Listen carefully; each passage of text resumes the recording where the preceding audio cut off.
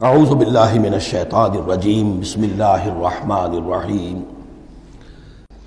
واتبعوا ما تتلو الشیاطین علی ملک سلیمان۔ اب ایک اور حقیقت نوٹ کیجئے، جب کسی مسلمان امت میں دین کی اصل حقیقت، اصل تعلیمات سے بہت پیدا ہوتا ہے تو رجحان کدھر ہو جاتا ہے؟ جادو، ٹونا ٹوٹکا، تعویذ، عملیات، قرآن کی عملیات۔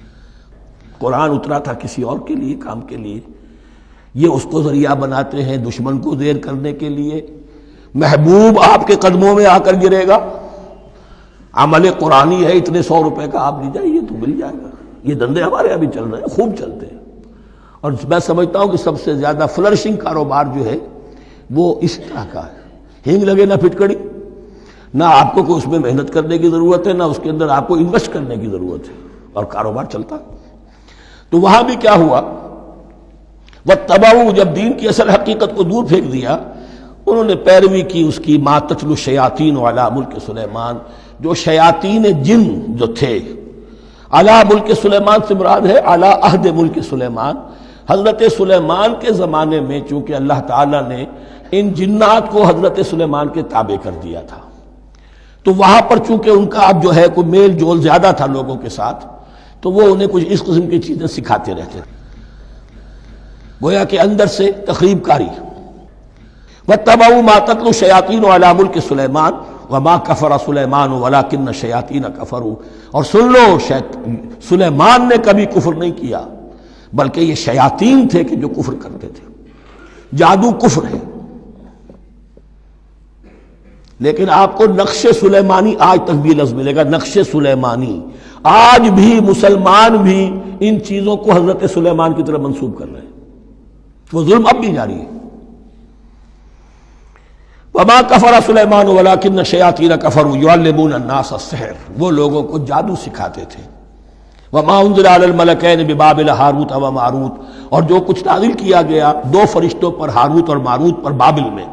بابل یہ ہے پرانا عراق، بیبلونیا۔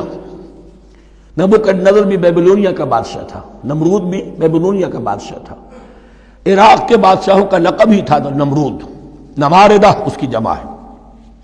تو حضرت سلیمان کی حکومت جب تھی تو وہاں پر یہ لوگ جنات جو ہیں وہ اس قسم کی تخریب کاری کر رہے تھے، تو اللہ تعالیٰ نے آخری آزمائش کے لیے 2 فرشتوں کو زمین پر اتارا، اور وہ انسانی شکل میں لوگوں کو جادو سکھاتے تھے، بتاتے بھی جاتے تھے دیکھو جادو کفر ہے، ہم سے مت سیکھو، لیکن اس کے باوجود لوگ سیکھتے تھے۔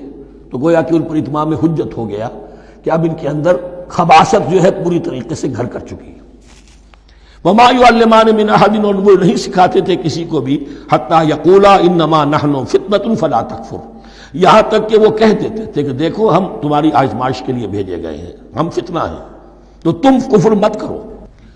فیتعلمون منہما ما یفرقون بہ بین المرء وزوجہ، تو وہ سیکھتے تھے ان دونوں سے وہ شے کہ جس کے ذریعے سے تفریق کر سکیں ایک شخص اور اس کی بیوی کے درمیان، تفرقہ ڈالنا گھروں کے اندر، فساد۔ اب بھی یہ عورتوں کے اندر یہ کام بڑی تیزی کے ساتھ چلتے ہیں، تعویذ اور دھاگے اور کیا کوئی گنڈے چلتے ہیں۔ وما هم بضارین بہ من احد، اور نہیں تھے وہ ضرر پہنچانے والے کسی کو کچھ بھی الا باذن اللہ۔ ایمان کا تقاضا یہ ہے کہ چاہے کوئی دوا ہو وہ بھی باذن رب کام کرے گی، ورنہ نہیں۔ کوئی اور اسباب طبیعیہ ہیں، ان کے بھی اثرات ظاہر ہوں گے اگر اللہ چاہے گا، اس کے بغیر کچھ نہیں ہو سکتا۔ جادو کا بھی اثر ہوگا تو اللہ کے اذن سے ہوگا۔ تو بندہ مومن کو ڈٹے رہنا چاہیے اور مقابلہ کرنا چاہیے۔ وما هم بضارین بہ من احد الا باذن اللہ ویتعلمون ما یضرهم ولا ینفعهم، اور وہ سیکھتے تھے ان سے وہ چیزیں جو ان کے لیے مضرت بخش تھی، ضرر پہنچانے والی، اور انہیں نفع نہیں پہنچاتی تھی۔ وَلَقَدْ عَلِمُوا لَمَنِ اشْتَرَاهُ مَا لَهُ فِي الْآخِرَةِ مِنْ خَلَاقٍ، حالانکہ یہ بات ان کے علم میں آ چکی تھی کہ جس نے بھی اس چیز کو حاصل کیا، جادو سیکھا، اس کا پھر آخرت میں کوئی حصہ نہیں ہے۔ وَلَبِئْسَ مَا شَرَوْا بِهِ أَنفُسَهُمْ، اور بری تھی وہ چیز جس کے لیے انہوں نے اپنے آپ کو فروخت کر دیا۔ لَوْ كَانُوا يَعْلَمُونَ، کاش کہ انہیں علم ہوتا۔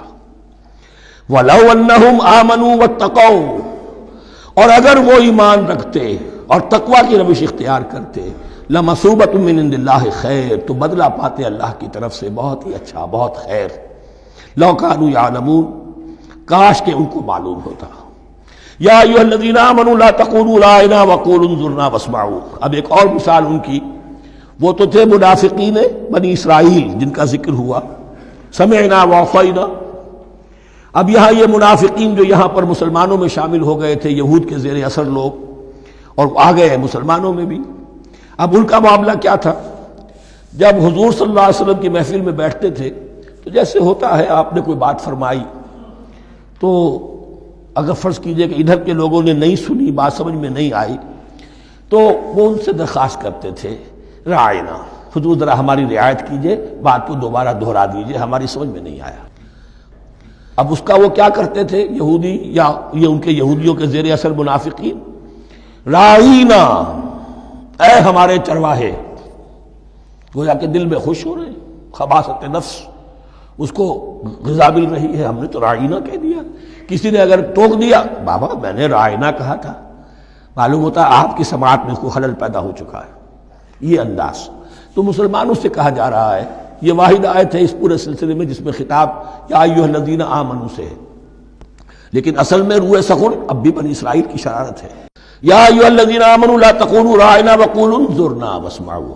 دیکھو تم اس لفظ ہی کو چھوڑ دو، اے اہل ایمان تم مت کہا کرو راعنا، تم کہا کرو انظرنا، اے نبی ہماری طرف توجہ فرمائیے، یا ہمیں مہلت دیجیے۔ نظر کے دونوں معنی ہیں، دیکھنا، ہمیں دیکھیے، اور انتظار بھی اسی سے بنا ہے، ذرا سی مہلت دیجیے۔ واسمعوا، اور دوسرے یہ کہ توجہ سے سنا کرو تاکہ دوبارہ پوچھنے کی ضرورت ہی پیش نہ آئے۔